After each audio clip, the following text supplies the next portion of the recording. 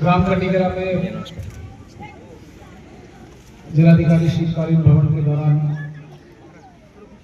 विभिन्न तहसीलों में लगातार जन चौपाल का आयोजन किया जा रहा है। उसी क्रम में आज आपके गांव में भी जन चौपाल का आयोजन है। उस जन चौपाल कार्यक्रम की आज माननीय विधायक बांगरमऊ आदरणीय श्री श्रीकांत कटियार जी अध्यक्षता कर रहे हैं। मेरे साथ मौजूद हैं प्रभारी सीडीओ की भूमिका में पीडीडीआरडीओ साहब, डीडीओ साहब, डीसी मनरेगा साहब, एसडीएम साहब, बीडीओ साहिबा, जनपद स्तरीय सभी शीर्ष अधिकारी, विभिन्न विभागों के तहसील और ब्लॉक स्तर के अधिकारी हैं, गांव स्तरीय अधिकारी, सम्मानित गांव प्रधान श्री कुलदीप कुमार जी, गांव की पूरी टीम, सभी वार्ड मेंबर और मेरे सम्मुख बैठे सभी सम्मानित ग्रामवासीगण। इस साल की पहली चौपाल आप ही के गांव में आयोजित हो रही है और अब तक जितना मैंने गांव में विभिन्न बिंदुओं पे घूमकर और जो जानकारी प्राप्त करी उससे पाया कि आपके गांव विकासशील गांव है और यहाँ पर कई गांवों की अपेक्षा बेहतर कार्य हुआ है। तो मैं चाहूँगा कि आप स्वयं के लिए और अपनी टीम के लिए एक बार ताली बजाएंगे। लेकिन इसका मतलब ये नहीं कि गांव में और बेहतर करने की गुंजाइश नहीं है और ऐसे कई मुद्दे होंगे जो व्यक्तिगत होंगे, जो किसी न किसी कारण से वह व्यक्ति या उनका परिवार लाभार्थी परक योजना से भी वंचित है। तो आज की चौपाल का आयोजन के दो ही मुख्य बिंदु होते हैं। पहला ये कि गांव की जो व्यापक समस्या है, बड़ी समस्या है, उसका कैसे निराकरण हो सके, और दूसरा ये कि जो व्यक्तिगत समस्याएं हैं जो चौपाल में आज प्रतिवाद कर रहे हैं आप लोग, तो आपके माध्यम से जो भी समस्या हमारे पास यहाँ पे आएगी उसका हम लोग समयबद्ध रूप से जो भी संभव हो वो यथासंभव निराकरण कर सके, उसको हल कर सके उसका।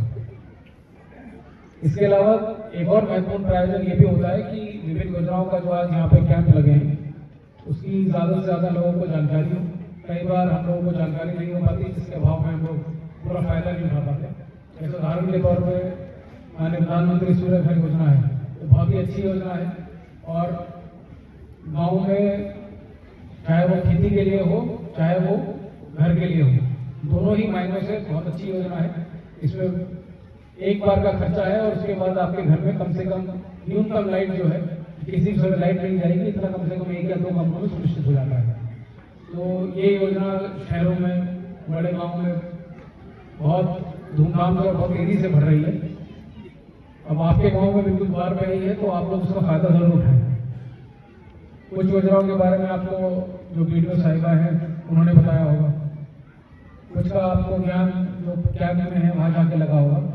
तो इस जो आपके पास एकदम घर पे और द्वार पे आई है, तो ये पूरी संरचना का, पूरे कार्यक्रम का आप जरूर लाभ उठाइएगा और अपना नाम पंजीकृत जरूर करवाइएगा, क्योंकि आपका नाम आएगा तो उसके बाद हम लोग उसको सुनिश्चित कराएंगे। अब माननीय विधायक जी भी आपका उद्बोधन करेंगे, लेकिन अपनी बात को विराम देने से पहले मैं हमारे पंचायत सचिव सर, अभी आप पीडीडीआरडी के साथ में खड़े होंगे। मैं इस गांव में लाभार्थी परक योजनाओं में बेहतर कार्य हुआ है। गौशाला भी आज जितनी स्थिति मिली, गौवंश की जो स्थिति मिली वो बेहतर है, लेकिन अभी भी इसमें काम करने का स्कोप है। जैसे कि चारागाह की जो भूमि है, ऊसर भूमि है, लेकिन अगर वहाँ पे चारा हो जाएगा तो गायों की जो स्वास्थ्य है, सेहत है, वो अच्छी रहेगी।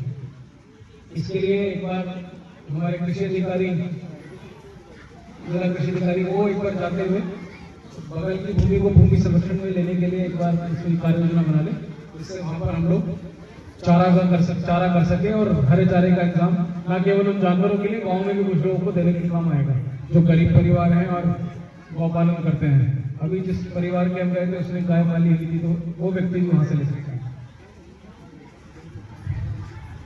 तो मैं पूरे धन्यवाद दूंगा सभी गाँव वासियों को।